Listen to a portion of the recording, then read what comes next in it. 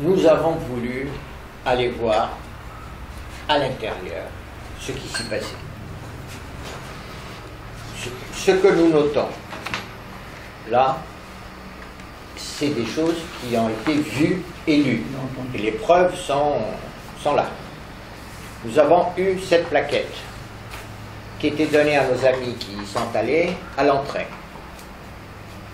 Donc cette plaquette permet de voir ce qui a été indiqué déjà par écrit dedans. Ils y sont allés, ils ont vu aussi cette banderole. 48e anniversaire de Jérusalem réunifiée. 48e, 67 plus 48, ça fait 2015.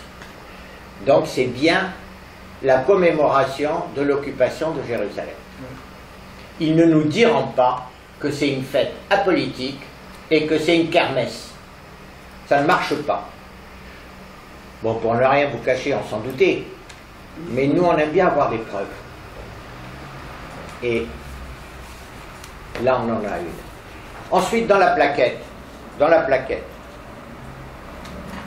à divers endroits de la plaquette, il apparaît très clairement que la Jérusalem dont il parle, c'est la Jérusalem dite réunifiée, c'est-à-dire annexée.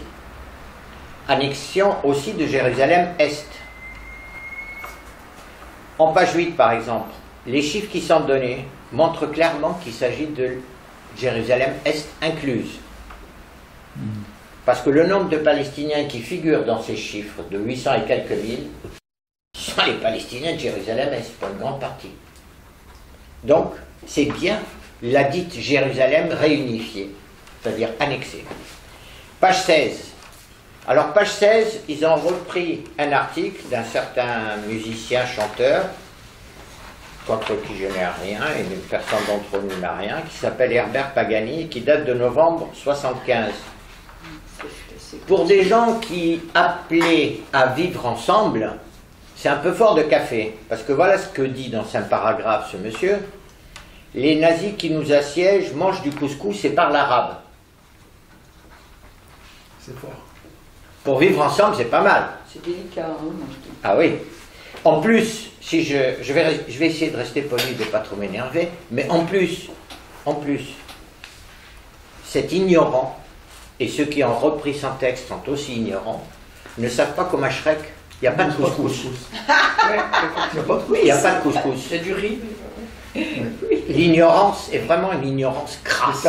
C'est les clichés racistes. C'est les clichés. C'est les clichés racistes les plus abjects. Et on nous les sert dans cette fête qui est supposée appeler à vivre ensemble. Vivre ensemble comme ça. Bonjour. Page 21. Il est fait mention de la capitale éternelle d'Israël, Jérusalem. Page 21.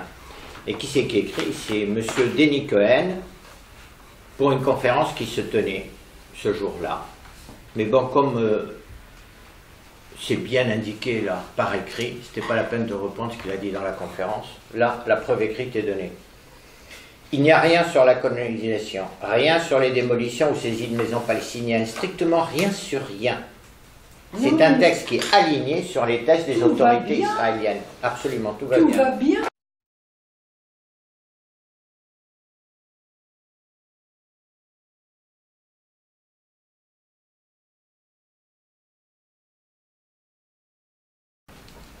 Encore une preuve, je dirais pas d'ignorance, parce que là c'est pas possible que ce soit de l'ignorance. Dans son édito, Madame Bensoussan, qui est la présidente du Centre culturel communautaire juif, dit permettre la cohabitation, c'est un extrait, hein, permettre la cohabitation des communautés arabes, chrétiennes et juives. Cette dame ne sait pas encore que arabe n'est pas une religion, qu'il y a des arabes chrétiens et musulmans, et même, j'oserais dire, juifs et peut-être bouddhistes. Oui. Et athée aussi. Et athée. Arabe n'est pas une religion. Je ne sais pas comment le lui expliquer. Je pense qu'elle le sait. Je pense qu'elle le sait. Mais cette dame, Madame Bensoussan, est alignée sur les thèses les plus extrêmes des autorités israéliennes. Elle défend les positions du Likoud plus. Le Likoud ne suffit pas, forcément. Ne suffit pas toujours. Il faut en rajouter. Alors, ce qui est grave, ma foi, tous ces gens ont le droit de dire toutes les bêtises qu'ils veulent. Hein? on a le droit d'être réactionnaire. On n'a pas le droit de diffamer et de propager du racisme. Ça, c'est un délit. C'est pas... Voilà. C'est pas une opinion, c'est un délit. Par contre, dire des absurdités, ils ont le droit. Le problème qui est grave, c'est le soutien des collectivités territoriales. Voilà. C'est ça le problème qui est grave. Nous avions réussi à faire en sorte que les choses s'estampent partiellement pendant une année ou deux. Et voilà qu'elles reviennent en force. Pourquoi? Eh bien, à cette 38e journée de Jérusalem, il y a eu M. Philippe Sorel, qui représentait la mairie et la métropole. Madame Anne-Yvonne Ledin, qui représentait M. Allary, président du conseil régional. M. Delafosse, qui représentait le conseil départemental au nom de M. Mesquida. D'autres élus étaient présents. Ces trois personnes, et tous les autres élus, mais je parle de ceux qui représentaient les collectivités. Moi, à la limite, il y aura un élu qui a son opinion personnelle, ça le regarde. La liberté d'opinion existe. Mais que des collectivités territoriales apportent leur soutien à un événement de ce type, qui est manifestement en opposition à la politique de la France, signifie que ces collectivités territoriales se permettent de redéfinir la politique de la France. De le faire en violation du droit international. C'est ça qu'on attend des magistrats et du premier magistrat de la ville. C'est ça la position du premier magistrat. Bafouer le droit international et apporter son soutien à une prétendue fête qui nie la position de la France, non seulement qui la nie, mais qui la contredit. Et en plus, M. Barnéa, consul général d'Israël à Marseille, était là. Il parle encore de Jérusalem, capitale réunifiée. Personne ne dit rien contre. Pourtant, nous avions alerté tous ces élus. Nous les avions alertés par courrier le 6 mai. Et nous avions même alerté le préfet. En disant, attention, une collectivité territoriale peut émettre un vœu pour dire on souhaiterait que la Palestine soit reconnue par la France, comme ça a été fait il y a quelques années. On peut émettre un vœu sur ceci et sur cela. Mais là, ce n'est pas un vœu qui est émis. C'est une position politique de soutien qui est affichée. Cette plaquette qui contient les termes racistes sur le couscous et les nazis, elle porte les logos des collectivités territoriales, c'est-à-dire qu'ils l'endossent. C'est d'une gravité extrême. En sont-ils conscients?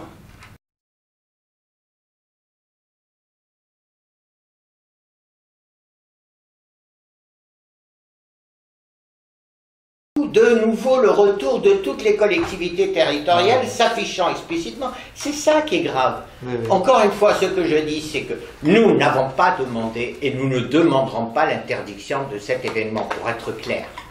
Ce n'est pas notre position. Notre position, c'est condamner politiquement cet événement et en aucun cas lui apporter de soutien. Et les collectivités territoriales n'ont pas à le faire. Les collectivités territoriales, ici, n'ont pas à défendre la politique prônée par l'extrême droite israélienne. Disons les choses clairement. Ce n'est pas son rôle. Il y a une politique de la France, il y a le droit international, et ils n'ont pas à aller au-delà. Comme si ce n'était pas une fête politique, c'est ça qui est totalement hypocrite. C'est-à-dire que toutes ces collectivités territoriales, tous ces représentants font comme si c'était une kermesse bon enfant, gentillette, où on mange de la barbe à papa, et où, voilà, alors que c'est pas ça. Quand ils affichent la couleur en mettant 48e anniversaire de Jérusalem réunifiée, bon ben voilà, on a tout compris.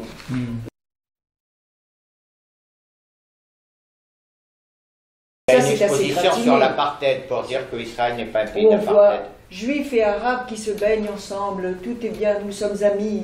Non, mais ils se foutent de la gueule. Ce que je veux dire, c'est que les Palestiniens de Cisjordanie ne peuvent pas se déplacer pour aller à la mer, sauf avis, ils n'ont pas accès à sauf autorisation spéciale.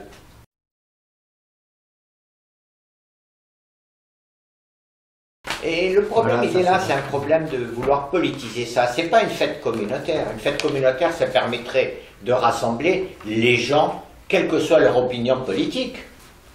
Mais là, non, c'est une orientation politique claire, évidente. On voit bien de quoi il s'agit. C'est la politique israélienne qui est à répercuter ici et à chercher les soutiens politiques. Et pourquoi on fait venir le consul d'Israël si c'était une fête purement communautaire? Je rajouterai un point. Le Centre culturel communautaire juif a reçu l'an dernier 40 000 € de subvention au titre du fonctionnement. Comment se fait-il que l'événement le plus important de cette association soit un événement politique? On le donne au titre du fonctionnement pour pas que ça apparaisse comme aide à cette journée. Mais quand on a 100 € en poche, c'est pas marqué dessus, le réservé à telle activité. Il ne mettrait pas le logo. Il devrait refuser de mettre le logo sur des événements politiques de ce type. Or là, c'est un événement politique, ils ont l'aide et le logo. Encore une fois, que eux veuillent défendre le contraire du droit international et des positions de la France, ma foi, ils sont libres. Ah oui. Ce qui n'est pas admissible, et on insiste bien là-dessus, c'est que les collectivités territoriales y soient représentées et aident cet événement.